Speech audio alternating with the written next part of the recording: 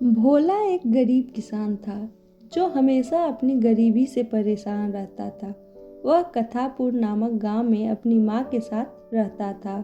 भोला अपनी माँ को बहुत प्यार करता था।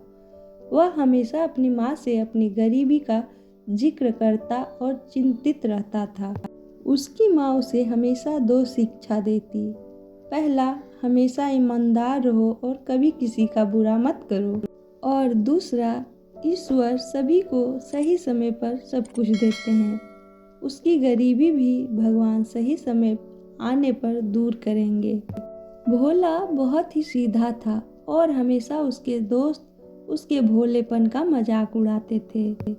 एक दिन उसने एक सपना देखा कि उसके घर में अचानक सोने के सिक्कों की बारिश हो रही है। वह इस सपने के बारे में अपने दोस्त रामू को बताता है। रामू उसकी बात का मजाक उड़ाते हुए कहता है, हाँ, मुझे भी सपना आया था कि मेरे खेत में सोने के सिक्कों का घड़ा निकला है और मुझे मिलता है। यह कहकर वह वहाँ से हंसता हुआ निकल जाता है। अगले ही दिन भोला अपने खेत में रोजाना की तरह हल चला रहा था। अचानक उसकी नज़र एक घड़े पे पड़ी। वह जैसे ही घड़े को खोलता है, उसकी आंखें फटी की फटी रह जाती है। जी हाँ, उसमें सोने के सिक्के थे। वह बहुत दुखी हो जाता है। उसे लगता है ये तो उसके मित्र रामू का सपना था और उसे यह सिक्के रामू को दे देना चाहिए। वह जाके रामू से कहता है, रामू, तुम्हारा सपना पूरा हो गया। जाओ, जाके मेरे खेत से अपना सोने का सिक्कों से भरा घड़ा ले लो। यह कहकर भोला अपने घर की ओर चल पड़ता है और अपने सपने पूरे होने का इंतजार करता है। उसे लगता है कि शायद अब सोने की भी बारिश होगी। उसकी बात सुनकर उसकी माँ परेशान होकर कहती है, भोला, तू सचमुच भोला है। भला सोने की बारिश होती है क्या? सो जा चुपचाप। उधर रामू सोचता है, क्या वह मुझे बेवकूफ़ बना रहा है या यह खुद इतना बेवकूफ़ है? भला कोई ऐसा करता है क्या? मगर चलो, चल के देखता हूँ।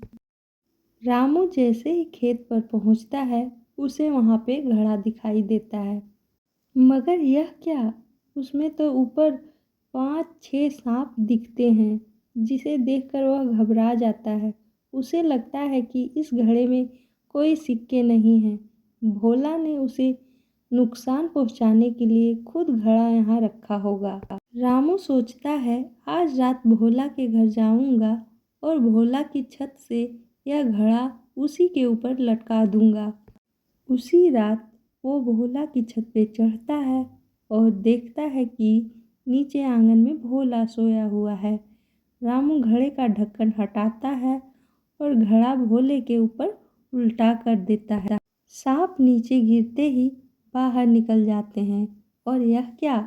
अचानक से इतने सारे सोने के सिक्के भोला के ऊपर कहाँ से आए? क्या सोने की बारिश हुई? जी नहीं, घड़े में नीचे सिक्के थे जो रामू को नहीं दिखे। उसे सिर्फ ऊपर के सांप दिखे। भोला के सारे सपने पूरे हुए। सोने की बारिश हुई, उसे सब्र का फल मिला, ईमानदारी का फल मिला। रामू को बुरे व्यवहार का दंड मिला। वह दुखी था, हाथ में आया सभी धन अब वह खो चुका था। माँ बहुत खुश थी क्योंकि गरीबी दूर हो चुकी थी।